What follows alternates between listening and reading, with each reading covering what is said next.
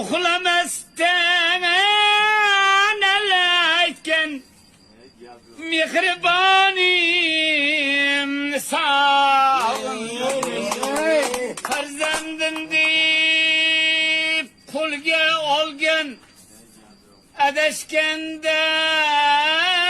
yo'lga solgan Erkinjon deb